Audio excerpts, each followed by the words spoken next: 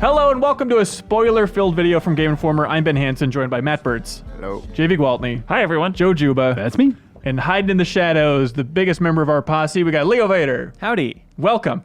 Okay, we're here to spoil the bejesus out of Red Dead Redemption 2. Finally. So if you've not finished Red Dead, please tune out now. Also, if you have finished it, don't tweet some ambiguous things. I've seen a lot of BS, like YouTube comments where they're kind of spoiling it for people, or like replies to Red Dead tweets from Game Informer where they spoil it for people. Knock it off, everybody. Just don't say anything. Don't say anything about the structure of the ending. Don't say anything. I've actually when I first started playing Red Dead, I tweeted a little bit about how the bounty system was bothering me, and then I was like, oh god, I have to stop this. Yeah. Like, I don't want to be on anyone's Red Dead radar as I'm playing this to like target me with spoilers or anything. I did not look at Game Informer's like Twitter responses or anything. I basically like stayed out of every, well, it's good practice anyway, but stayed out of like comments for every YouTube video. I was just like, don't ruin this for me. No, as soon as the game came out, I took a week off work and just like tuned out of the internet and everything just to play through the story. Is that when you bought your shirt to look like a character from Red Dead? No, this was actually a Christmas present. Oh, I see. From nice. John Marston himself. Yeah. That looks a lot like Arthur's winter gear that I had.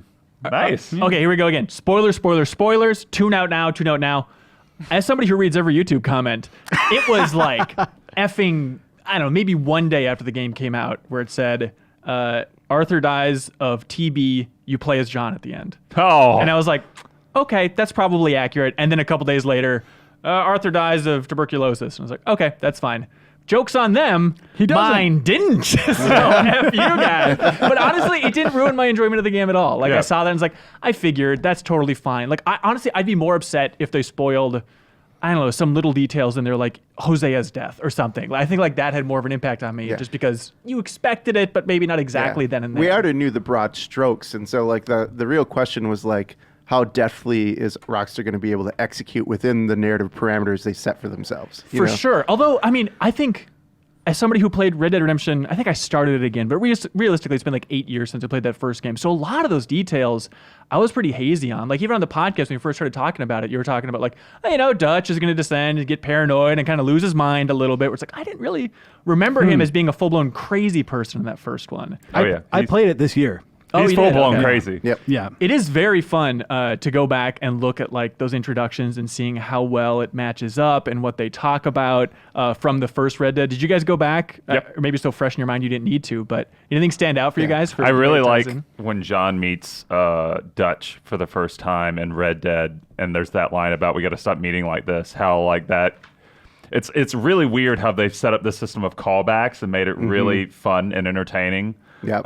You know, referencing the, I guess they referenced it with the ending of when Dutch emerges from out of that little hut and the snowy stuff. Really? Yeah. Yeah, that was cool. I really like that. In my mind, that seemed like a little. I guess I'd have to go double check. That seemed like a breach in continuity. A little bit. Because there's a. I watched before I finished the game. I went back and rewatched like the cutscenes that have Dutch in them from the first one. And the implication you get from there is like John's like, I haven't seen you since you left me to die. 100%. Yeah. And so like that would imply that that's that last big sort of, you know, when everything falls apart for the gang. It's like John and Dutch had like both decided to ignore this weird like meeting up on the mountain. Yeah, you think they would have talked about it in some way? Yeah. But I do. Well, we're jumping right into it, I guess. But like, I do like the twist of how unexpected it is for Dutch to come out of that cabin at the end. Yeah. But I don't think that's worth it for that reason, Joe. Of like, I like the clean, ambiguous, like you left me to die. Well, and reunion. Especially since they are so meticulous about it with every other like piece of like connective tissue between those games that suddenly like that. Well, they didn't have that out. They didn't have that conversation in this. You know, like that. Right. They still had some unresolved things the next time they met. All I'm saying is that, like, and again, it doesn't break continuity. It just puts a shade of gray on it. I think, maybe I'm just misremembering, but like the sense I got was that like they had not seen each other since. Well, Dutch says it's been a long time. You know, like that's kind of where it was coming from, and I think it still works. I don't think it breaks I agree. it, and it colors Dutch in a way that I feel like is the exclamation point on one of the most complex and interesting villains in video game history. Absolutely. You know, like yes, as the game went on, I completely am with you. Dutch is one of my favorite characters in video game history. Like, forget the villains specifically, just all around. Like, I effing love that. It's so rare for a video game. Oh, Joe, it looks like you're gonna have a whole disagreement. It's so rare for a video game to present a leader as like the charismatic leader, and I feel compelled with it.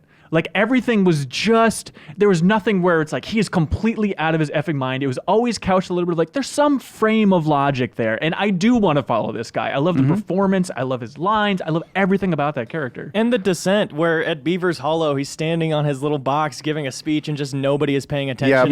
Yes. And those weird moments where you just see him in his little tent muttering to himself as like the group is falling apart and you can see him trying to process it. Oh, and just trying to lean back on his own charisma. It's like, well, this is the way I've gotten through life. I'm just going to keep going, and just, the wheels are slowing down as it's going uphill against society, and you just see it start to completely fall backwards. But he's still charismatic, and just throughout the entire game, it's like he's sweeter than you think he's going to be a lot of times. He's meaner than you think he's going to be a lot of times. Just always unexpected, but you just can never take your eyes off him when he's on the screen. And apart from him as a character, I think it's interesting how Rockstar sort of guides you as a player through the experience of being a part of his gang. Like, when he says in the early parts, like, we just need one more score. I have got a plan. And I think he only says that one time, right? Yeah. But like you believe him early in the game. You're like, he's got us this far. He's got a plan. Let's go rob that train, And then like by the end of the game, we just need one more score. I've got a plan. And you're right there with Arthur, like, what plan? Yeah, and I love that the dolts that are still like unquestioning are Javier and Bill. Yeah, right. Bill, who is like, I love how everyone just takes jabs at how stupid he is. Yeah, everyone's taking jabs at how stupid everybody is, but especially Bill. It seems like comes up again and again. Yeah, Bill and how no one likes Uncle. I also love how Uncle is Lumbago. He sucks. God, Uncle sucks. Like him coming back at the end, it's like, oh, of course, I guess this has to happen. But Jesus, See, I feel like he redeemed himself a little bit at the end, where he's like, John, you're a fucking idiot. This is what we need to do. We need to build a house like this and this and this. I actually really like that. Yeah. Where John is like, Uncle's been helpful in his own weird, unhelpful way. But it did make me feel good to remember that Uncle dies in the same shootout that everyone else does. Yeah, so, I guess he has to go at some point. I like at some point, Javier has some line about Bill, just talking about like, Bill isn't great, we got to get him out of here. And Arthur's like, that's not my call, can't do nothing about it. Javier's like, you can't? Like, I think it is your call, dude. Like, you need to have a conversation and get this dude out of here. All the camp members I enjoyed a lot. The Micah was one where it's like, of all the characters in a really subtle game, I wish he was a little more subtle. It just became clear throughout the course of the game more and more that like he's just building up to be the big bad, so you can have the satisfying shot. I guess they throw head fakes. They threw enough head fakes that I think it still worked. Like pinning it on Molly, and there was a lot of things that kind of. But he was always the one who was like, "Oh, he's gone for a little bit." Like what is he doing out of that camp? Why is he not staying with them? Right, and he has some line like, "We're brothers, but brothers make mistakes. Like I can't go back to Dutch for a while and stuff like that." But I like. Tell me if I'm reading too much into it. Is there in your mind still a chance that the Pinkerton was lying and that Micah wasn't a rat? No. Because I do like there's at some point Arthur says something about like, there's got to be a rat. There's got to be a rat when everyone's screaming that. And he's like, look, everyone's finding us. Like we've been sloppy as hell. It's not unreasonable that all the Pinkertons can just find us naturally here. Yeah. See, it's real interesting that you like thought the head fakes were interesting or convincing, because I don't necessarily think this is a bad thing. Like, I saw Mike and I was like, oh yeah, this dude's going to stab me in the back. Yeah. Eventually, I never thought that was a bad thing. Like, because so many games, like, go out of their way to throw head fakes and, like, try to confuse you about the villain. I was just like, no, that dude sucks. He's the ugly one. He sucks the whole time. Yeah. He sucks like, he is an unlikable human being. I don't know that I guess, like, I didn't think too hard about, like, oh, who's going to be the rat? Who's going to be the rat? As much as it was, like, right away when Mike is like, I gotta go get these guns. Let's murder everyone in Strawberry. That like, as soon as that happens, you just know that like, if he's not like necessarily a betrayer, that he is like the axis on which like a big problem is going to fall. He is the splinter in the philosophy of the group. Yeah. The group was more of a Robin Hood-esque like. We still treat people right until, we don't know what happened with Blackwater. Obviously, it sounded like Dutch kind of went off the deep end there, and that was the first sign of fracture. Yeah. But he is the other. Like everybody else is into being with the camp and like supporting each other, and he clearly doesn't have any. He's just chaos. But he has loyalty to Dutch, which that's all Dutch can see. Because when everyone's whispering behind his back, well, in theory, at least he's kissing Dutch ass the entire game. There we go. Yeah, I think one of the most interesting things about Red Dead story is that there is no like conventional villain. Like the villain of the whole game is just entropy. You know, there are lots of tiny villains that are just building up to like, oh, this force, like it's society just bearing down. Yeah, it's like which power structure does society adopt as its own? You know, and like it's rejecting certain ones and embracing others, and they're all assholes. Right. I will say that Micah has like the best death animation I've seen in a long time. Oh, he starts to kind of guess walk I'll off? die now. I really like that. Yeah. I want to go back a little bit to a disagreement I had about Dutch, where like I like Dutch. I think he's an interesting character, but like for me, it was Arthur and not Dutch that was like the standout of this game. You guys think Dutch is like? No, I think Arthur is the standout, but like it's not. It's a crowded field. Dutch tons carries of it because I think Dutch carries it for the beginning for me because Arthur was still like getting those small seeds of regret that kind of come to define his character. And once I feel like he got tuberculosis and he started to deal with some of the questionable decisions he had made in the past, that's when he really comes into focus as the centerpiece of the game. But for the continuity of the game, I felt like it was more Dutch's story at the beginning that I was interested in. And it transitions from Dutch's story to essentially John's story with Arthur somewhere in the middle there somewhere. Yeah, I don't know. You liked Arthur so much, Joe? I liked him so much, and I think part of that, again, you just need part of that just comes with spending a lot of time with the character. Yeah. But like, I think I was disinterested in Arthur in the like first 10 to 15 hours of the game, which is when Dutch definitely like carries that charisma through. But like, because at that point, Arthur seems like, okay, here's the Rockstar protagonist that we see in every Rockstar game, right? Like the man who is drawn towards bad, but with a desire to veer towards good sometimes. Right. Just sometimes a pretty conflicting way where I was trying to play him pretty good overall, and then every mission was just shooting up the town. I was like, Arthur, like, I want to have more say in how I'm carrying out those missions. Even in those cases, it works because he, in that case, is working towards like the higher ideal of like the good of the gang, right? Right. And like out of loyalty, so it's like the lives of civilians get sort of subjugated to that. But like, so after you spend enough time with him though, and then you get a chance to influence his decisions in those like little interactions, the little like gray dots on the side of the road, the stranger missions and all that stuff, he takes on like, he transforms in a way that I don't think I've seen a character do in a game before, in a way that I felt was like, I didn't necessarily completely see it coming in the same way that you do with Dutch. Transforms in which way? Just turning against Dutch? Well, I guess transforms in a way that like he becomes, in my mind anyway, like not the typical Rockstar protagonist by the end. You know, he comes to terms with the fact that his way of life is like a relic. I feel like, and he understands like I've made a lot of bad choices. I regret it. I'm not asking for forgiveness.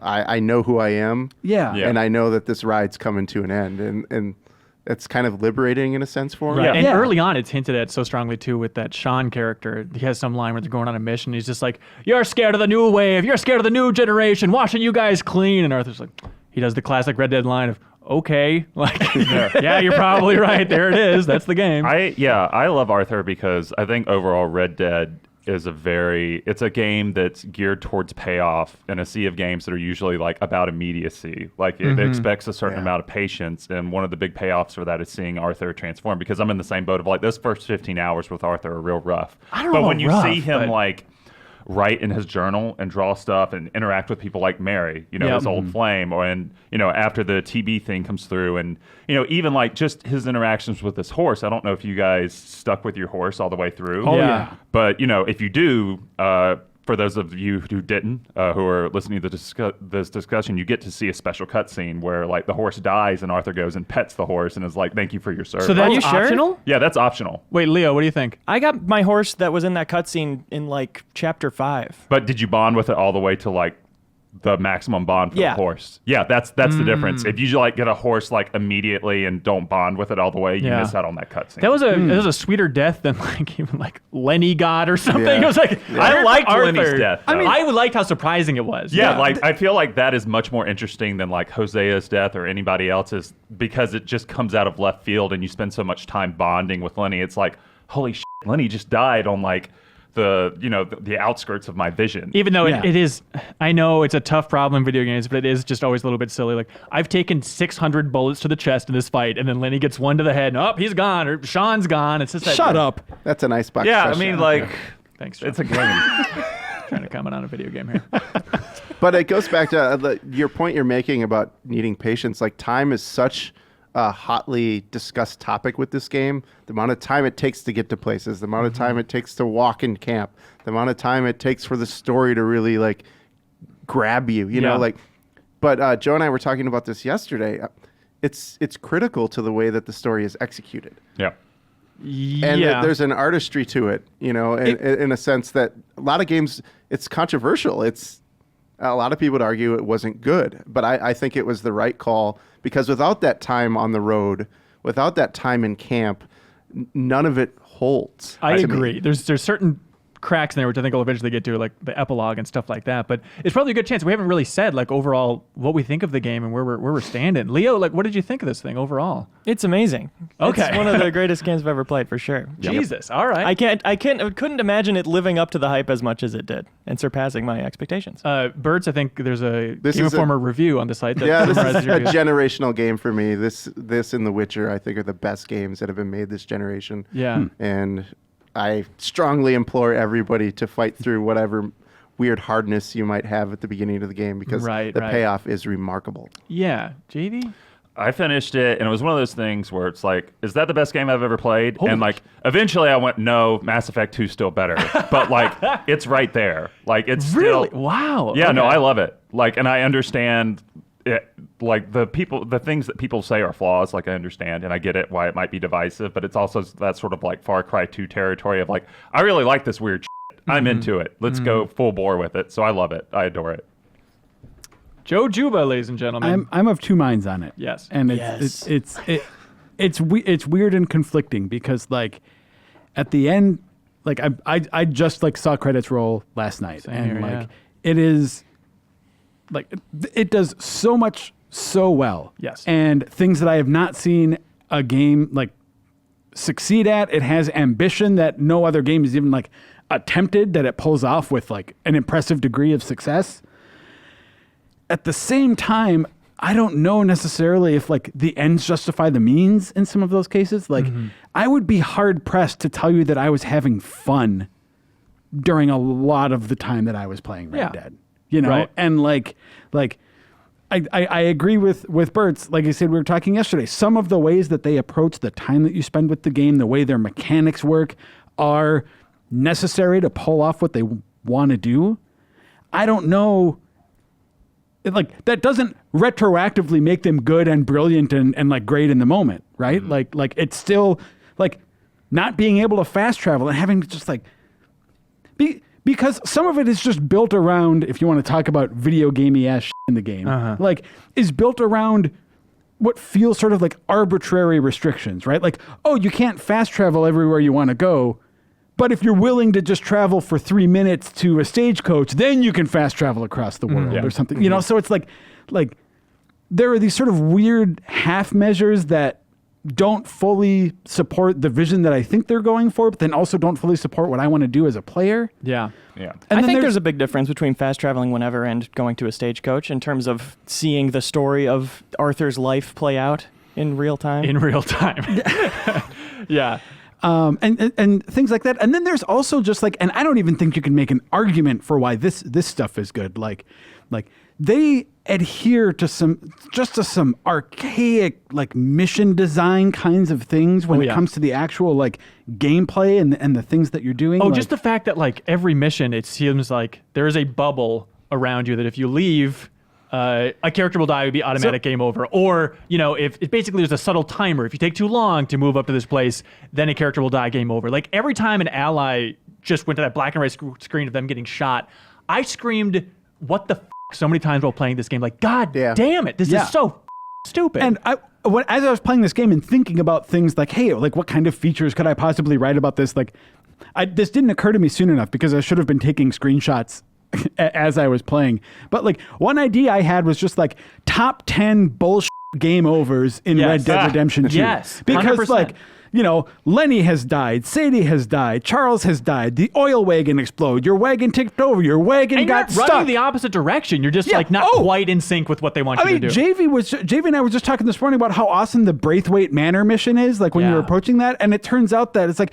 as I was going up into that and the gang was sort of advancing, I was like, oh, I want to go get my shotgun. So I go back to my horse, which is just like 2 steps behind me. And I get a fucking game over with the gang, or you have left the gang. Right, it's like, it's just getting a different gun. I know. Yeah, it's there insane. are certainly mechanical things that are questionable in this game. There's no doubt. This is not a perfect game. For sure. I think we all agree on that. Yeah, absolutely. And so I guess ultimately on my like I can't be in the same territory that like JV is on that. It's like, is this the best game I've ever played? Like it certainly does things better than any other game I've ever played. But in terms of the cohesive experience, I guess there were just too many like narrative peaks compared to like gameplay valleys. 100% for me. You're totally right. So throughout the course of it, I started out maybe a little bit cooler than most on the game. Throughout the course of it, though, it's the writing and the performances. I think both are like, this is the best the video game industry has ever done. Just incredible dialogue, incredible performances throughout the entire thing. Like, I want to know when they're recording the VO, like what direction they're giving those actors. I don't know if it's just a difference between New York actors versus LA actors, but like every character is just understated, which in a video game is unheard of. And every character is hitting this amazing tone. Mm-hmm. So it was just building and building and building. I started mainlining just like main missions going towards the end there. As it climaxed, I was like, yeah, this has to be game of the year. I think this is absolutely incredible. I just love it. I love it. I love it. I love it. Even though every single mission's like, I don't want to do any more shooting. Shooting is mediocre at best. I'm just sick of firing off my guns at wave after wave of idiot enemies. And then that epilogue started, and I was like, okay, sure. By the end of the epilogue, it really tanked my opinions of this game. I still overall love it, but I am so frustrated by the structure of that ending. I think it's just garbage. Why? Okay, so again, we sort of have had various conversations with various people in the office about this, I think. But like, should they have just rolled credits when Arthur died? Yes! No.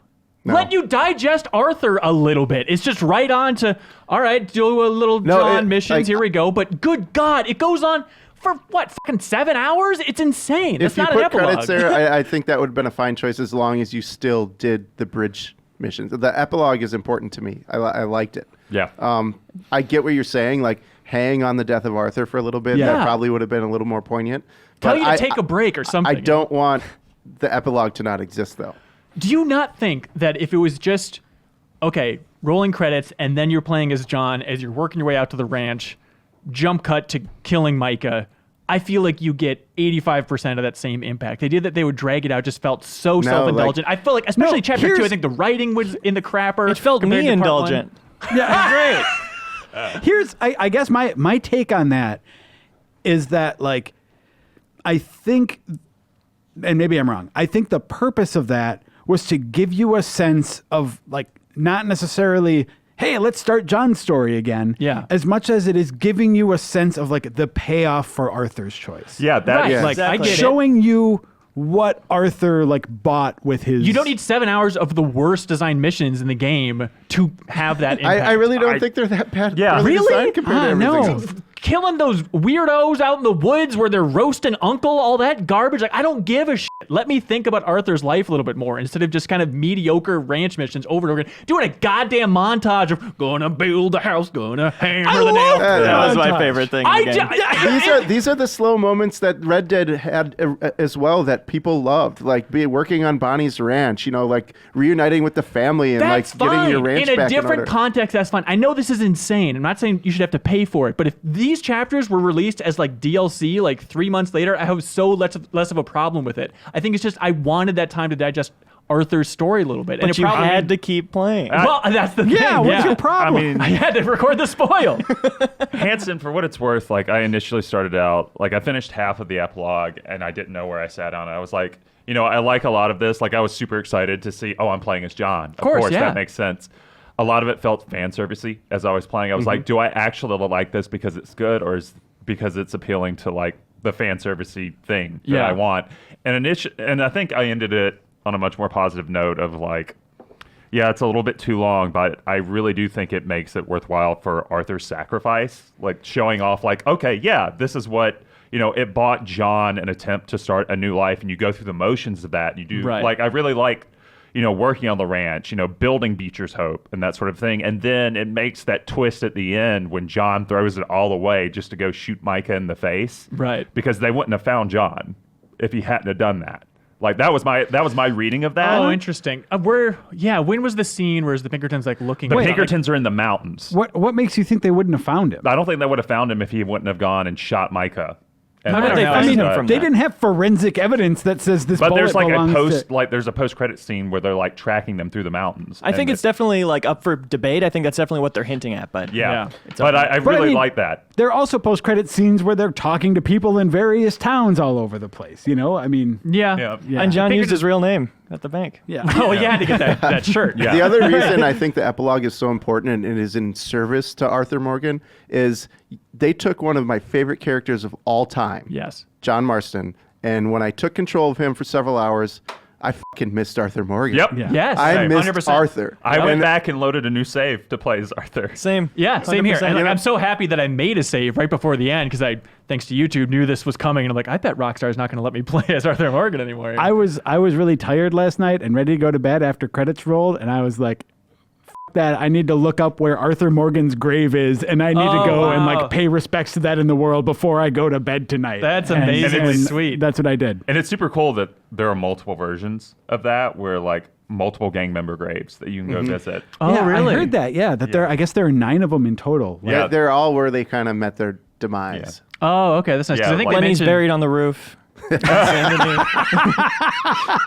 There's just some flowers and like a candle. I'm totally with you though. Like every time in John's story they referenced Arthur, even like when you're going out fishing with Jack, and it's like, oh, Arthur taught me how to fish. Like it was sweet as a callback. Obviously, like I wanted more of that. Yeah, actually, the ring I thought was really sweet. There are great Yeah. touches in there, and not to crap all over the epilogue. Like I think like the tension. You're with the only Abigail- one crapping on it. I know. That's what I'm Okay, saying. okay. But the details with Abigail, I think, are really interesting. Like there's good stuff in there. It's just within that context of you finished the game, now do all this. That's what I just hate. The structure Also, of. the John really wanting to get that portrait taken, and you seeing Yes. the ring wrapped up in the portrait of Arthur and Mary. Yeah. Like you feel like that's why John Right. is fixated on that. That's such a it's beautiful really little sweet. moment. Absolutely, for sure. And like going through the world and reuniting with people that were close with Arthur, like going up to Hamish's camp, up north, and the guy that he hunted with and stuff. Oh, okay. There's a sit down where like he answers the door. He's like, "Who are you?" He's like, "I think you were friends with my friend Arthur." Oh, And they really? sit down and have a conversation about what happened to him and like how good of a person he was. Those touches are just so well executed. But those touches aren't 7 hours of campaign missions. You know what I mean? Yeah, I just don't. There's a cleaner way to do this epilogue. I feel like the only thing that I don't like about the epilogue, like strongly, is that at the end, Charles and Sadie just sort of like conveniently exit the narrative. After they both kind of should have died or were very close to death. Yeah, and like it's especially "All right, like off to South Charles is America." like, I'm going to go to Canada. I feel like Charles got out of all of Red Dead as the character who made out the best. Where he's Yeah. like, I'm going to go chill in Canada. As far as we know. Screw you Right, guys. right. Yeah. Also, it's frustrating because I like Sadie a lot, especially towards the end there, is that weird thing of like, Micah's itchy trigger finger was always frustrating. Everybody who was just too gun happy was frustrating. Every time Sadie did it, it's like, wow, that's cool. Like, you got fun, you got spunk. But by the end, doing those bounty hunter missions where her just screaming at you again and again, it's like, you're making me dislike Sadie. Epilogue, something I don't want to do. No, I disagree. Okay. You disagree that I dislike Sadie a no, little bit no, more? No, like she's screaming at you? It didn't have It's just a lot of her like, they're coming from the left. Just the classic gun fights, just over and over and over again. I just didn't want to hear. I like her voice. It's very Pamela Adlon, the actor, but just hearing it again and again in those missions, like, it's too much. It's too much here. The only, like, the biggest criticism that I have of the epilogue, other than I wish credits would have rolled before it, is that, like, they did it already. Yes. Like, I think cleaner. There's a difference between, like, what feels like paying homage and what feels like recycling. And, like, I'll be honest, for a good chunk of this game, even, like, I mean, once you find out that Arthur has TB, it's like pretty much like biggest telegraph ever. That's over. I mean, like, he's over. I don't know. Might go to California where it's nice and dry. You never know. But in those early parts of the game, before that, like, plot line sets in, I think he's already talked to, like, he's already had, like, his date with Mary before. He doesn't know that he's sick at that point when they go to the show and stuff. Right. It's like, I was really hoping that he would, like, make it out of there.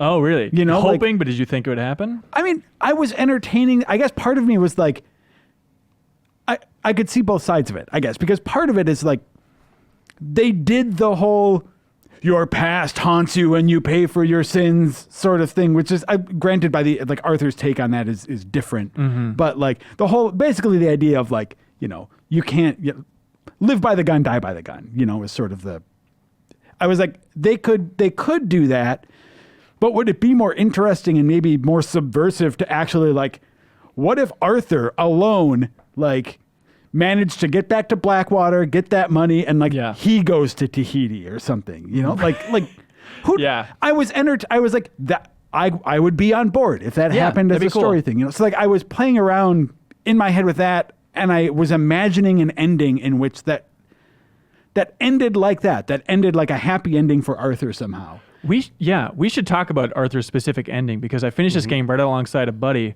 and he's like, hey, what'd you end up doing? I'm like, oh, the decision between helping John and going back for the money, I was sitting there thinking about it, and then it automatically made me go back for the money, apparently. Because you know that John makes it. Exactly. Yeah, exactly. But then I was like talking to my buddy, and like, how did your game end?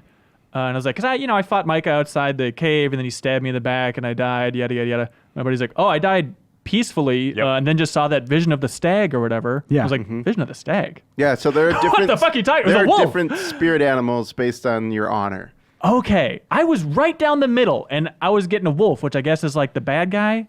No, spirit animal or something? I think there's a worse... I think there's 4 spirit animals. Yeah, I got a wolf too until I did the peaceful ending. And so it can change. It's not locking you into that spirit animal.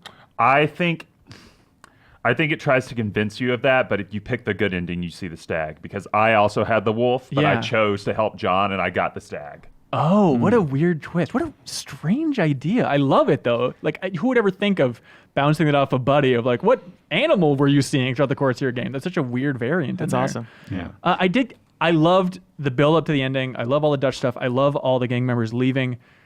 And I'm in for, like, a good dark ending. And it's probably my fault, but like that moment of just getting, like, stabbed in the back from Micah, and then everybody just walks off. It's like, a little too nothing for me. I don't know. I thought that was the best ending, actually. I like that one better than... I got the sunrise, but I watched the video of that one, and that one was my favorite. I only saw the sunrise. Same. Okay. Yeah, I got the sunrise and I loved it because it lends itself to Arthur's whole character of just appreciating beauty despite everything. Like he's described as sad like a poet earlier on, and I just see that in everything he does. Oh, hail. I want to make sure that we're talking about this. So, like, what happened? I was up on the mountain. I was, like, fist fighting with Micah. We beat the crap out of each other. I don't think he got stabbed. He just sort of was No, that's not... You don't get stabbed in that ending. Yeah. Okay, yes, because, like, I was just, like... He'd basically pushed himself to climb the mountain so hard that he was having this big attack. Plus, he got the kicked out of him. So then he... Right. And then Dutch showed up, and they still walk away, but then Arthur's just sort of left by himself to, like, look out over the mountain and sort of, like... He just sort of stops breathing as the sun comes up. Yeah. And I feel like the walking away is critical to Dutch's character. But then he basically, they're in the exact same setup later on, and then he decides to shoot Micah. So I was wondering about that. Is that like, so Dutch clearly wasn't totally on board with Micah then, right? Right. That's why he walked away. Yeah. But then he's with him again later. Is Dutch essentially like killing Micah for what Micah did before? When Marston walks up to him and he goes, "What are you doing here?" He goes, "I suppose I'm doing the same thing you are." Right. So to me, that read like he's here to kill Micah. Oh, okay. Right. And then that was the Blackwater Gold in that little cabin. Yeah. Yeah. Mm-hmm. I loved my ending when I went back for the money. I love that they actually give you the money. And it's like, hey, in the secret stash, there is exactly $42,000. Yeah. And it like goes in the UI and everything, even if it's like fleeting. I just love that satisfaction, like exactly how much Dutch had squared away there. Yeah. I wanted to talk about something that Birch brought up earlier. That I think there's a way bigger discussion on this, but like, okay, so you do some things as Arthur. You go and you like do stranger missions, you visit places, you sketch. Yeah. And I guess the previous game had this too, but like theoretically, they are doubling up on most content that they have in that game for two protagonists, because you don't know what stranger missions you're doing as Arthur versus which ones you're doing as John. You don't know which. Okay, I came across like a cabin in the woods as Arthur, and he did a sketch, and it was like artful. And then I came across some like house at the bottom of a mountain as John, and it just looked like horse. He just scribbles. It's like caveman drawing. Yeah, That's awesome. So that means that like every sketch that you do in the game, they double up like an Arthur version and a John version. Oh, that's for Quest too. Mm-hmm. Like, So all the missions are still there when you're John? Not of all them. of them. Okay. Yeah. I mean, like you can't do the Herr Strauss like money collections. The and stuff, only but- noticeable gap, because most quest givers or strangers or whatever will react to John differently. You know, they'll be like, they'll just have completely different introductions. There was one, if you do the brothers quest, which is like a line, it's a side quest where two brothers trying to competing to impress a woman. The first mission, if you do it with Arthur, and you come back later with John for the second or third, they still act like he's Arthur. That's the only time I've ever noticed like an inconsistency. Like all the other ones like account for John being there instead of Arthur. They're like, you know, they treat him as someone else. The second one of those missions, by the way, is great because you just get to like kick these stupid feuding pretty boys just like straight in the balls. It's great. Yeah. That sounds fantastic. Yeah. Yeah, it's pretty rare to notice the inconsistencies. There's one where like you have a choice between running to do Sadie's first mission or to go to the bank as John. And there's one where I went to the bank first and bought the ranch, and then when I did Sadie's mission, they're in the bar. And there's some line where he's like, I'm thinking about buying some property. Yeah, exactly. But then later, he's like, send my money to the bank because I have a big loan there to pay off. Yeah, it's a little all over the Yeah. place. Also, crazy, correct me if I'm wrong, but I went back and watched like those early trailers. It is in the epilogue, right? When you go to the bar and see Sadie where she stabs the guy in the hand. Mm-hmm. Like that was in one of the early trailers. It's crazy that was the epilogue footage. Yeah, that's when we all thought she was Bonnie. Yes, Yes. exactly. Also, I didn't even catch it, but the very first trailer for this game, it is just Arthur's speech to John about like when the time comes, you get the hell out of here. Yep. I love that. Like, there's the end of the game. It is the first dialogue you hear, completely out of context, but it's so powerful. I have another question for you guys. Because of when I finished last night, I did not get a chance to like fully explore the like southwestern part of the map. Mm-hmm. Yeah. Early in the game, I made a run down to Armadillo just to like see if I could. Where does it stop you? Because I only did it in the mission too. That's what I'm asking about. No, like early in the game, I made a run even when it was like I had a bounty and I was like outrunning lawmen and stuff because I wanted to see what I could do. And I like got to Armadillo and it's like, yep, that's certainly this town from the first game. You can walk through the entire town? Yep. Oh, Yeah. that's awesome. I mean, there's a cholera outbreak. Yeah, so I was in Strawberry, I think, with Marston, and I got the newspaper, and I read, and they were like, cholera outbreak in Armadillo. And so I drove down to Armadillo, and like they're hauling bodies off wagons to burn them. God. And like there's like a weird dude that's in the bar who's like, you probably shouldn't be drinking with me. You know, like there's a couple characters left in the town. Is there a reason for that, story-wise? Why they have to clear out the town? As Arthur, you did this? No, as John. Oh, okay. Yeah. So that's really what I'm wondering is like, to what extent is there content back in that old part of the map, or is it just sort of there for fun for you to like ride around? There is some in Tumbleweed, there's some in Armadillo, but a lot of just the vast open spaces, there's not a lot going on. Okay. you can kill there's a gang that's holed up in Thieves Landing. So like that town is not up and running. Oh, okay. Yeah. And then there's one of the Fort Mercer, I think, has a gang holed up in it. So there's some activities and there's some animals that you only see over there, but it's certainly not the most fleshed out part of the map. Plus Herbert Moon's over there, right? Yeah. I think remember Herbert Moon. He's the racist like guy who's like, oh, the Jews are all out to get us. The general shopkeeper in Armadillo, who's real crazy conspiracy theorist. Oh, okay. Oh, speaking of which, did you guys kill the eugenics guy in Saint Denis? Oh yeah. Oh yeah. No, I didn't kill him. I hogtied him every time I saw him, though. Nice. Oh, I beat the shit out of just somebody him on the with my street? bear. Who is this guy? He's on a corner nearby the train station, and he's just screaming terrible things into the. Oh, I think crowd. I heard that idiot once. Yeah. I passed him 100 times, and I was like, I just don't want the heat on me right now, but I gotta do it. And then finally, chapter 6, I was like, I don't know when I'm gonna get another chance, so I put my mask on and just filled him with 12 bullets. There's something so satisfying about going into Deadeye and just like bam, bam, bam, bam, bam, bam, bam, Right. and letting it go and just like. Yeah. Oh, It's awesome. So, what was you guys' favorite mission? Here's the wrong choice. There's so many beautiful missions. I mean, the end of all the acts I think are really amazing. Especially like the walk down towards the mansion. It just looks so incredible.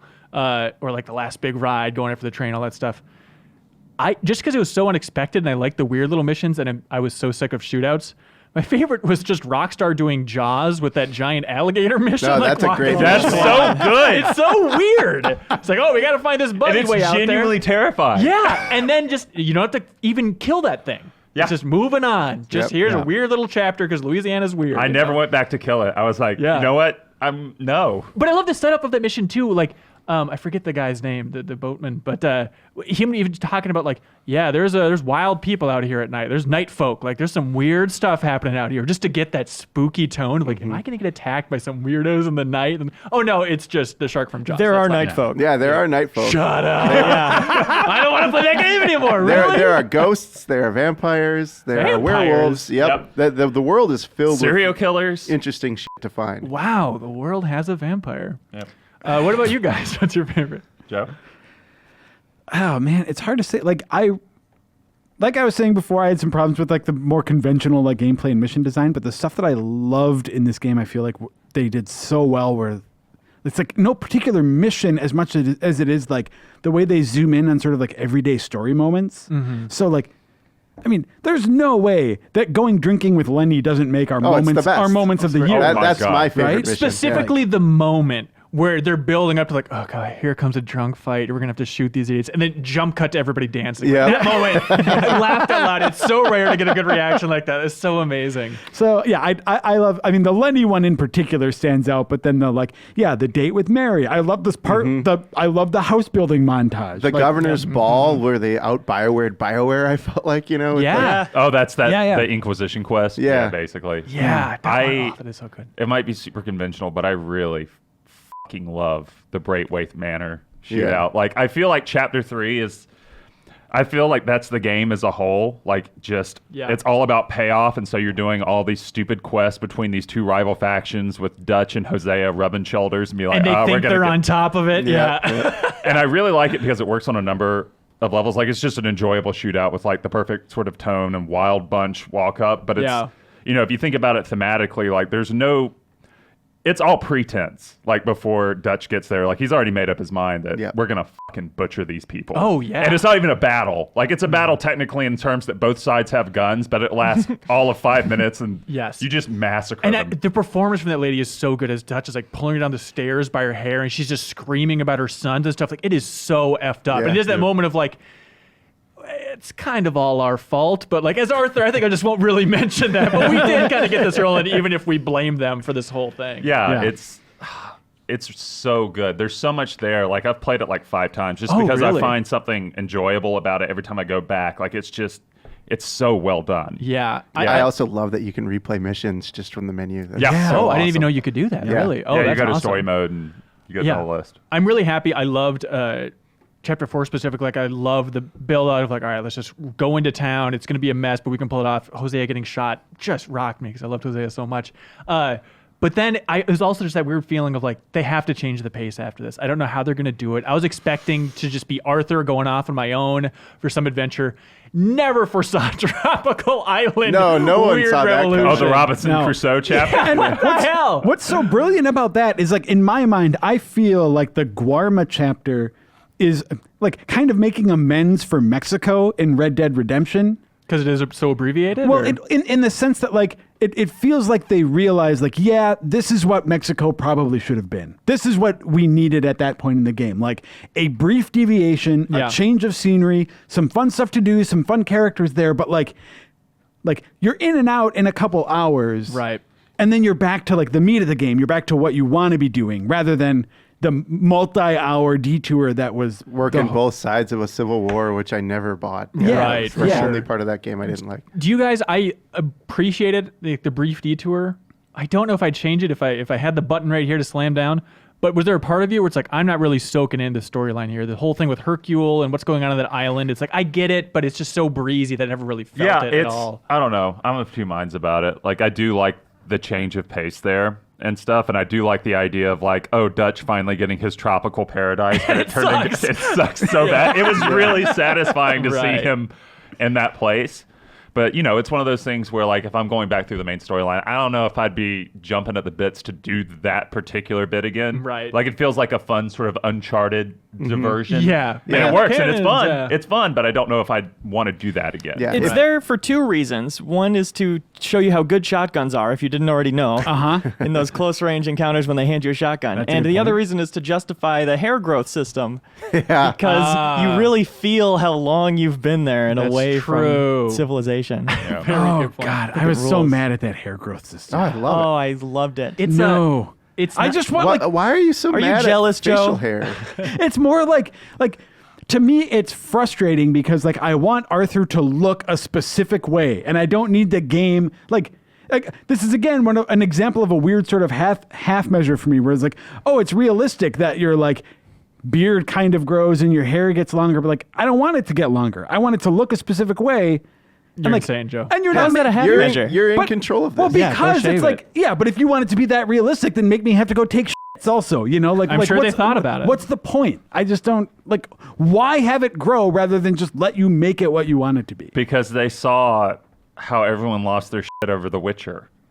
Yeah, and if you go back to San Andreas, people loved the weight fluctuation stuff and that. Like Some people, yeah. I mean, that was a huge thing when it wasn't in 4. People were pissed. Yeah. They were so mad. I thought a lot about San Andreas while playing this game. Not only all those systems and stuff, but just that feeling of member of a gang and just getting bogged down over and over again where you're kind of sick of the gang lifestyle and your buddies just keep fucking up again and again and again. It's like, oh, come on, everybody. Let's get out of and this you have rhythm. to chase trains, but it's fun this time. Oh, interesting. Yeah. I had an interesting reverse San Andreas moment in Red Dead 2 because one of the most poignant moments for me in San Andreas was you're so immersed in the gang culture that when you're extracted from it, you feel like you're in a different game. And I felt like kind of the opposite of that, coming from like the Wild West into Saint Denis. It felt like, wow, this is so different. This is like a completely different world. And that quick moment too where Arthur goes in the bar the first time and like you're controlling walking in is basically the record scratches and everyone's like, what the hell are you doing here? Joe's got a good bit about playing dress up in Saint Denis. Yeah, one of the things I did when I first got to Saint Denis and saw all these like fancy pants people walking around is I went into the tailor and bought like a fancy suit with a tall stovepipe hat and then walked around the town and like greeting every single person. So it's like it's I don't know, a weird sort of removed kind of like satire or something. Like this is Arthur making fun of the people of Saint Denis, just being, hey, mister, howdy. That's hilarious. How about that weather? Even though he hates acting, he'll pull it off a little bit here because it's funny. Oh my God, that mission was super good, where Arthur has to act as like the idiot brother. Right. That's another great mission. Yeah. And then especially when Hosea, like, I forget what nickname he gives Arthur, like code name there. I love the use of code names throughout this entire game, by the way. But then later on, like Hosea has some reference where he refers to him as the code name. They're so bad with their code names, though. John, Hi, I mean Jim, I mean I'm Arthur Callahan. Hi, I'm Arthur Morgan. Jim Milton. Oh no, you two who live in the same town might interact with each other. When the rancher calls him John Jim in the epilogue. I love that rancher's performance. I thought that was so good. And also, I love just Geddes, like the head of that ranch too. He's such a good, nice, but on the edge guy. But you can still look up to him for being kind of, sort of on the level, even if his wife is trying to bang you out back and all that stuff. Always fun. Yeah, I feel like jumping back to sort of how all these people just screw up. I feel like that's part of why I like these characters so much, is that they all think they're grifters, but they're all real dumb at the end of the day, especially Dutch and even Hosea. Like like he has like a 1 out of 10 chance of like any of his scams playing out. And I love, one of my favorite scenes is, I think it's just a conversation in the camp. I don't even know if it's part of a cutscene, where I think it's Bill and some of the women, I forget who they are, but Arthur's complaining about them effing up, right? And then they're like, how come every time we F up, we're dumb? And how come every time you F up, it's just one of those things, Arthur? It's like, and then he goes, that's a point. Yeah, it's absolutely and Arthur's just, I don't know. Yeah. I feel like John is actually probably the smartest of the bunch. I don't know. I don't know. Like, there's I think Charles Smith is the smartest. Okay, well, yeah, Charles, I guess. But like, there's that moment with John that I really liked when it's in the epilogue when he's got. They hire protection to like bring the wood planks back, and that guy's like, "I'm here to protect you. I'll keep the bandits away. I'm a deterrent." Oh John, yeah, that and John's like, unless they see you and think you're guarding something more valuable than wood planks. Like, oh, what do you know about robbing stagecoaches? I think John throughout this entire game is so interesting, and I remember we were talking about it on the podcast a while ago. How Cork said that like John is just not really important in the start of the game, which. There's that mission in the beginning that kind of sets him up as being a little bit more important. I was expecting kind of like Ripley in the beginning of Alien, right? Where she blends in so much. That's what I was hoping for John. And throughout the course of the game, it became more and more clear, like, this is largely a story about John, which is great. But I love just the weird tension between Abigail and John, especially like this subtle little moment when they finally get Jack back and bring him back to camp. Yes. Yeah. And Abigail doesn't really give John the time of day. John is like physically uncomfortable, like rubbing his face as he brings Jack back. It's not like this happy reunion. No, it's just like yeah, this weird, conflicted mess. Yeah, I really like the sort of smaller details you can pick up on as you're walking around and you're reading stuff. Like apparently when John found out, like John like sex shamed Abigail and was like, how do I know he's mine? Right. That sort of thing, and ran away. Yes. Oh, I didn't see that totally like. Well, they talked about him. Yeah, it's a very interesting sort of, reversal, because so much of like what people like about John's character is like, oh, he's faithful to his wife and his family and stuff. So being hit with that, it was like a gut punch. Absolutely. And it's crazy. And it kind of ties into, you can see the entire game if you really want to get dumb about it. But it's kind of all about just like abandonment and fear of abandonment. Oh, yeah. Even like Geddes at the end, he has some line about like, hey, you got to abandon that family, run off to Brazil. Ha ha ha. Just kidding. And it's like, okay, it's kind of the larger theme of the game, but right on. But yeah, I love that. And then also rewatching Red Dead 1's cutscenes with Dutch. There's an interesting little line where Dutch calls Abigail like the camp whore, basically. He's like, we all had her. And is that tying into like, why was John worried about whether or not Jack was his? Did you guys think that they were going to reveal that Jack was secretly Arthur's kid or anything crazy like that? I felt like there was one comment that Abigail makes that made me wonder about that. Because they're sweet, but not really too tight, and it's never winky in any way. Yeah, but. I don't think Arthur actually has relationships with any like romantic relationships with anyone in the gang, or ever has. Yeah, I thought for a while, like his kid, his kid died, and he talks about that with the nun at one point. Where for me it was with Rains Falls the first time that he talked about his family. Yeah, that's. I only got 2 mentions of it. Walking with Rains Falls is in a weird conversation option. Arthur's son. Yes, exactly. Yeah, no, what? What? Yeah. And this is the first time hearing about it. Yeah. Oh, really? Yeah. He has some line where he just talks about like how he knocked up some lady named Eliza when she was like 19 or 18. She was a waitress. Had a son named Isaac. Right, and he would just visit him every once in a while. Then eventually some robbers came and killed them both. Yeah. Tough stuff. It is tough. Yeah, I do, Hanson, I do agree that like I think the most compelling theme in the story is like abandonment and trauma that comes with that, because I feel part of what makes Arthur so sympathetic is that Dutch and Hosea took him and John in when he was young, and that's why Arthur is like attached to Dutch in the end. Like that heartbreaking moment at the end of I don't know if you got it in the bad ending, but in the good ending, he looks up at Dutch and was like, I gave you everything. Yep. Oof. And it's just brutal. And I feel like that does a large part of like making him sympathetic, even in those moments where he's just a total monster. Right. And the Downs storyline, I think, really plays and reinforces that in a really powerful way. Which? The Downs storyline. So what is that? One of the early people that Strauss lent money to, you go to that family where he gets TB, you know, the farmer guy. And then when you're in Saint-Denis the first time. Hang on, stop. Gets TB? Yeah. The guy had TB and he coughed up on. Yeah, the one who coughs in Arthur's face when he's beating the crap out of him. I didn't even. That's how he got tuberculosis. Yeah, that's how he got it. Wow. Oh, they say it explicitly. Yeah. Oh, really? Oh, geez. Okay. So then when you're in Saint-Denis, you run into his wife. You know, it was the wife and like what is he, like young teenager? Right. Yeah. There, he sees the wife and she's a prostitute on the street. It's interesting that it was in Saint-Denis for you. It was in Annesburg for me. Oh, really? Yeah. The first time I saw her was in Saint-Denis. Yeah, it was in Annesburg. I saw her in Saint-Denis, but then the rest of that story like concluded up in Annesburg. Yeah, in Van Horn. Annesburg, yeah. It was Annesburg. Or Van Horn. Yeah, that part of the map. Yeah. Yeah. Oh, that's interesting. I didn't know. I completely missed that part. Yeah, and then you follow through with that storyline, and Arthur ends up sort of like making amends essentially for. I mean, like he says like, I'm not looking for your forgiveness. You don't have to say that this is all okay, but like I see. Here's a bunch of money and like make your life better with it. Yeah, he has a line like, I seen pride kill too many people. Like, just take this money. Right. You know, because they wouldn't take it because he killed their. Yeah. You know, like, take it. Don't thank me. Don't forgive me. Just like, here's a bunch of money. Yeah, I feel like that is, so much of why Arthur's like redemption is interesting, if there is a redemption, because so much in times, especially in games, when a character sort of redeems himself, it is really a redemption plot in a lot of things. It's like, oh, he did like a self-righteous thing, and everyone loves him now. Yeah, like it's very uneasy. He just stopped doing the most terrible thing. Yeah, it's kind of his redemption. But I feel like deep down, there's like a desire for him. Like he actually, outside of like what it means for himself, he wants to put good in the world while he's still in it. And I feel like having those moments makes it powerful, even if it's not clear cut. Yeah. I keep, throughout the entire game, Birds, I just kept thinking about on the podcast, your words really stuck with me. But you said something about like, I keep thinking about what Rockstar could have cut because this game is too big and I don't know what it is. Towards the end, I was like, narratively, I mean, yes, for sure. I was like, oh, this Native American stuff.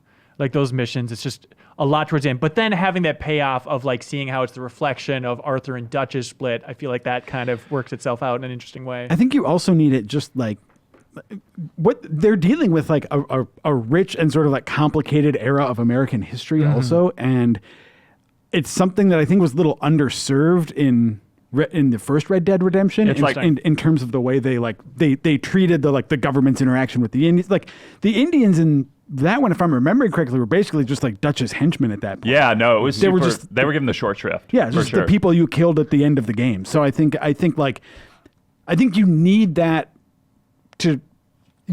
lens, even if it's a brief set of missions on that era to like convey the picture that you're trying to do. Yeah, and I feel like every interaction that Arthur had with Rain's Fall was some of the best in the game. Well, and it's also so important that it happens then in the game because it's because of where Arthur is when he meets the Rain's Fall, like meets the is it Rain's Fall? It's Rain's Fall. Eagle Flies. Eagle Flies is the other one. Yeah. So it's like to sort of meet the sort of like wise old patriarch at that point in his life. I think is like you need that ramp for Arthur's development also. Yeah, it's like dueling father figures. It's very interesting. Yeah, absolutely. And it reinforces like the corrupted power that their outlaw life was railing against in the first place. You know, just steamrolling over these innocent people. You know. Yeah. I had a question about this for you guys too, and this isn't a bad thing. I thought it was an interesting choice though, because like at the beginning of the game, you spend like one of the carrots on a stick is like save up money, upgrade your camp. Save up money, upgrade the medical tent, upgrade the ammo tent, so you can go and like get what you need when you need it. But like for the last third, maybe the last half of the game, like you don't have access to those things. Yeah, I love this system. Yeah, so many people like we're taught to like appreciate these wheels of satisfaction in video games, and this game fucking throws them in the fire and pours gasoline on it, and I fucking love it. Yeah, it is awesome. I love the fact that. Oh, I'm building up my camp. Oh, it's fully stocked. That's weird. I wonder why. Well, the whole time, it's in service to the narrative. Yeah. I like building up my character and making them stronger. And like, I wonder what happens with that. You get sick and it doesn't matter anymore. It is, I love the fact that they deconstruct all of these compulsions that gamers are taught. And it just, all of it's in service to a narrative. Yeah, it's one of those things, like I love this game. At the same time, I recognize there are things about it that are divisive, will be divisive, like the realism systems and stuff. But this is one of those things where I admit that I have a higher tolerance for like, throwing out some gameplay for some great narrative stuff. But I love this. I'm on camp with Bert's that like it was super satisfying to see those sort of expectations turned on my head. And just the icons slowly disappearing every time you go back to camp. And it's not like I was really relying on that stuff too much anyway. I don't know about you guys, but it's like, I don't know, I had soup twice or something. And seeing it being paired with Dutch's descent and the madness and like the general like camp falling apart was super great. Having a cup of coffee in one of the last camps where like no one's talking. Yes. And all these habits I had gotten into every time I'd return to camp, and like you could just feel the despair. Especially after Molly gets shot, which I love that scene just out of nowhere. It's like, see ya, when Dutch is so clearly going to take that shot. Yeah. Yeah. And then I love that she didn't squeal after all. Like that's such a cool little detail. I love that crap. If you believe the agent. Right. I believe also Milton. about Micah. I do also, but Hansen seemed to have doubts about that. Yeah, no, I believe it as far as because I can he's like throw him. such a cocky piece of shit. Right. The kind that like brags about everything just to get a promotion. Like I totally believe it. And they're so uncreative. Like they went right back to that well with Marston in the second game. Yeah, that's true. Like, Yeah. That's the most bureaucratic thing they could possibly do. Right. I another cool little tidbit I like about that, just to jump back in the post-credit sequence when Ross and whatever other agent asshole face, whatever his name is in the original game, they are standing in the spot where if you do the stranger mission and the first Red Dead with like the guy who's basically death, and he's like, this is a fine spot. That's the exact spot where they're standing. Oh. And that's the spot where they bury Marston later. Do you guys think that the game got a little bit too cheeky with some of those? Just little references throughout of like in the epilogue even of like, never go to Mexico, John Marston, woo, or like the swimming jokes I liked a lot, but it seems like more and more there's a lot of jokes about like Abigail's like, I'm sick of burying you, and John's like, you're never gonna bury me, Abigail, like I'm never gonna die. It seems like as the game went on there were more and more of like, we're getting into Star Wars territory prequel, like just cool it, leave it subtle. I think 80% of them worked, and like the one when it really worked well, it was fantastic. Like Jack and Ross and Arthur at the river, I loved every bit of that. When he's like, enjoy your fishing while you can. It's so good. Yeah. Or even what about Dutch just doing the same cliffside speech as his death speech? That's one of the ones where I rolled my eyes a little bit. I was like, okay. Right. Yes, right. but I think for the most part they work really well. Yeah, and if you throw out 20 of them over the course of 100-hour game, right, and 18 of them land or 16 or whatever, that's a great batting that's average. fine. For sure. Yeah. I had a couple questions that I want to talk to you guys about too. It's starting to be gameplay focused, Joe. Nope, they're not. Okay. They're not systems. One of them is, okay, so like I was digging around camp and I found Mary Beth had like a novel essentially that she'd written that I read some of. Oh, yeah. And then in the credits sequence, I saw like one of the flashes was like Mary Beth, and it looked like she was like sitting at a desk writing or something. I think that's what I saw. Yeah. But like, I'm wondering if I missed stuff because like I didn't see a post-credit, like I didn't see a credits flash to like tell me what like Karen was up to or Miss Tilly or things like that. Oh yeah, they show that all during the credits. Not Karen. Not Karen? No. Well, they show Tilly, they show Pearson. I really want to know what story. Joe, you can actually go and find them in the world. I found Pearson. Pearson is in the general store in Rhodes, and I walked in just because I was like, I needed to buy some like horse stimulant or something, and I walked in and it was like, Pearson. That's hilarious. As John, like well, that town needs a new population, I think. So it's nice. But you can find Tilly and the others too. She's in Saint Denis. Yeah, they're out in the world. They're out in the world, and Mary Beth. Okay, but what I was wondering is like it felt like I had like I knew that I had found a journal of Mary Beth's, and then it seemed like I got a payoff in the credits. I didn't know if I like missed stuff that was like showing me where they were. Oh, like did I miss key items or key developments that then because of that I missed out on some sort of illuminating scene as the credits were rolling? I have no idea. Yeah, you see Sean in a hospital bed. Hole in his head. And then the other thing that I wanted to talk about, because like they're rare, but some of my favorite moments of this game are the sort of like there are like 2 or 3 celebratory like parties. Yep. Yeah.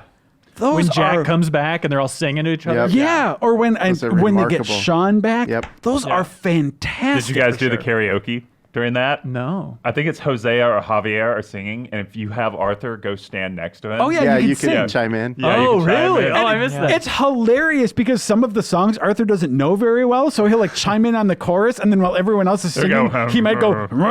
That's hilarious. Yeah. I love just those little moments too, like even going out and fishing with Dutch and Hosea, and they're just like telling old Yep. stories about Arthur buying the fish instead of catching them and stuff. Like those little moments are so much more memorable than gunfight number 368. P.S. That's one of my bullshit game overs.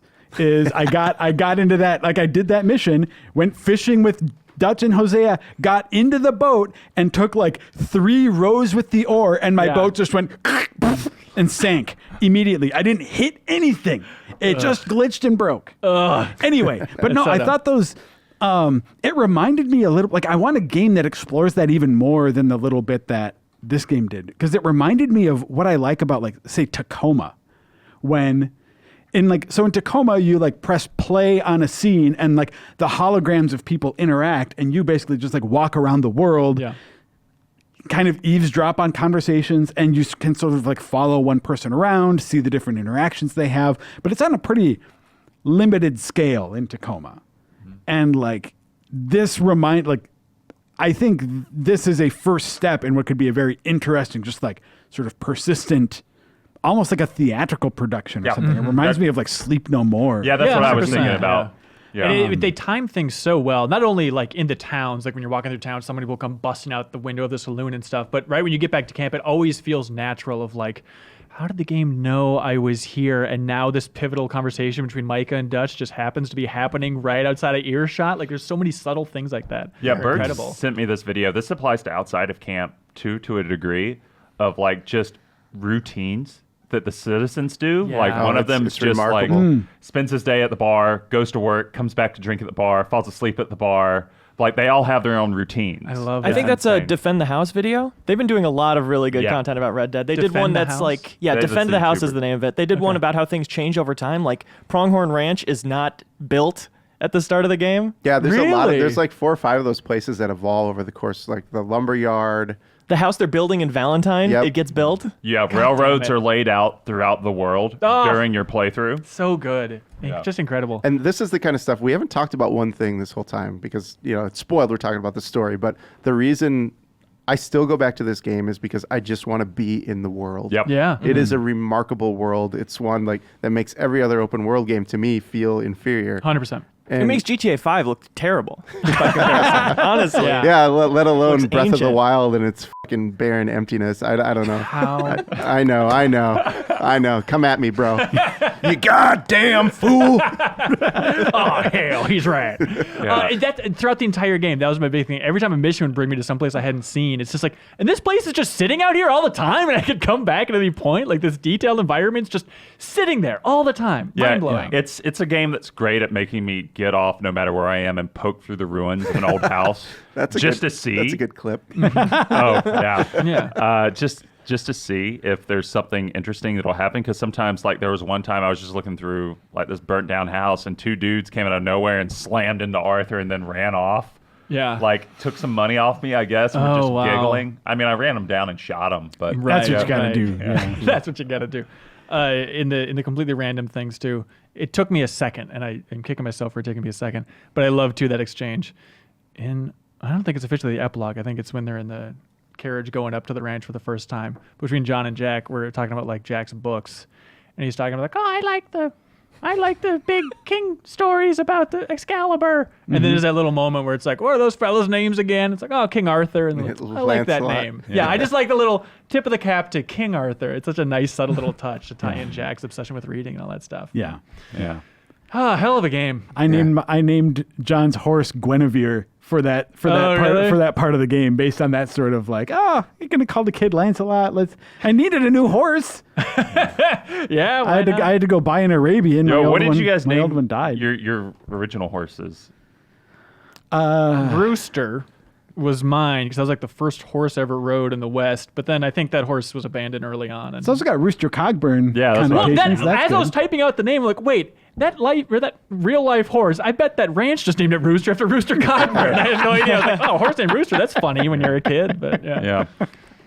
Elise named hers Taco. Yep. And so fast forward a week, I'm just sitting at my desk and I get a text. And I've forgotten this. It's just Taco died, all caps. And I really love sort of like the emergent stories that happen with like people naming their horses ridiculous shit. Yeah.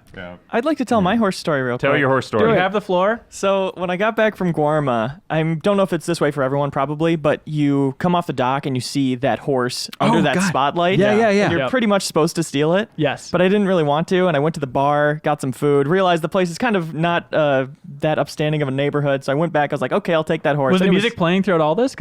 No, it doesn't start playing until you get on the horse. Okay. But I went back and the horse was gone.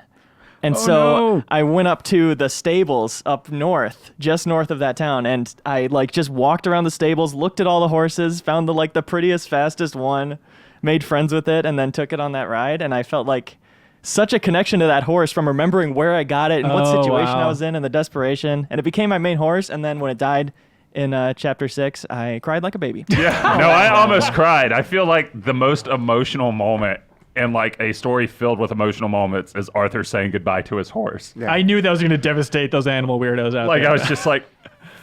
I prefer having emotional connections with humans rather than the part that I tend to shoot them. That works out. I got choked up when Arthur is talking to Abigail. Oh, I'm probably going to fucking cry talking about it now. But he says this little line, it's so subtle and simple, where he's just like, hey, John loves you guys. Like, he ain't perfect, but he does love you guys. Like, oh, that's so sweet. Just tying into like John's just fucking struggles to connect to his family over and over again. Yeah. Oh, it's beautiful. Yeah.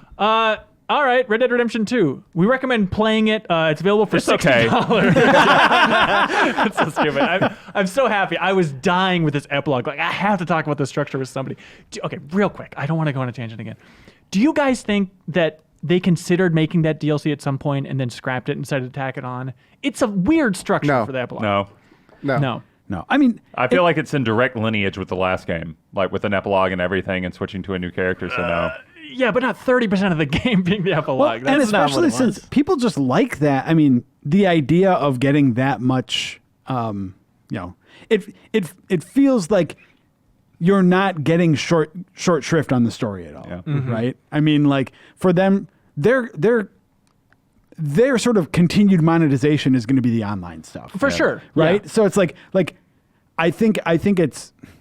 I mean, I think it should be standard practice, but in this day and age, it's seen as, I think, generous, and I think that's good to give people something like that just as part of the main package. Yeah, and it lets them off the hook of having to do more single player stuff. No, they still are on the hook. Yeah. I want more stories. That'd be nice. I'm struggling with I'm sorry to rope back into this, but I got it on my mind.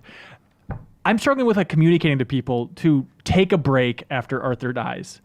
I do think if you just lay off the game for a week, that epilogue will not be as annoying as it was for me trying to blast through this game to finish it. But you can't communicate that without spoiling things. Yes, you can. In general, just take a break after chapter, blah, blah, blah. In general, don't rush through this game to finish it. Yeah. That ruins it. It's a terrible idea. But here's the weird thing that I just hate about, I don't know what's wrong with people. 10% of the people who played Red Dead Redemption finished it. Right. 10%? Yeah.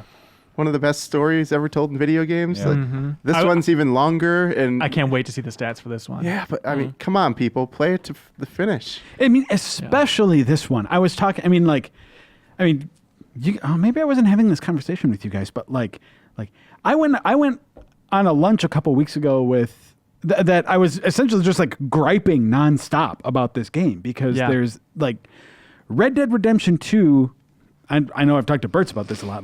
In the first 20 hours can do so much to show you what it does wrong. Mm-hmm. And it's not until you really push through a lot of that you see what it does right and how what it does wrong is in service to what it does right. For sure. So it's I was talking to some folks up in the kitchen yesterday and they were like, I don't think this game's for me. I think I'm stalling out of it. Mm-hmm. And it's I don't want to be all self-righteous, but I was a little I was like you. 2 weeks ago, I was like you. And I kept playing, and I am so glad I did. I wish you were more adamant about that on the podcast, Bertz, because it's definitely a type of game where I think you feel like an asshole if, say, you're being recorded and blasted out on YouTube, for example, sharing your thoughts in like the first 10 hours of the game even. Like, I wish you would have been more adamant about like, just hang on. Hey, like, you guys can hang yourself. I give you all the rope you need to hang yourself and your shitty opinions, man. Like, people know what's right. Yeah, and then Sadie comes and shoots us instead. Okay, that's it. Thank you so much, everybody, for watching this little discussion about Red Dead Redemption 2. Leave comments below with your favorite moments, favorite missions. In theory, everybody that clicks on this video will have finished it, so feel free to spoil it in the comment section right here, but only right here. Okay, thanks for watching, everybody. Bye. Bye. Well, let me have a rule and a saw and a board and I'll cut it. I'll climb up a ladder with a hammer and a nail and I'll nail it. Well, we worked so hard to build a little house together. In the snow or the rain or the ice cold wind, whenever. No matter what the weather, we're together.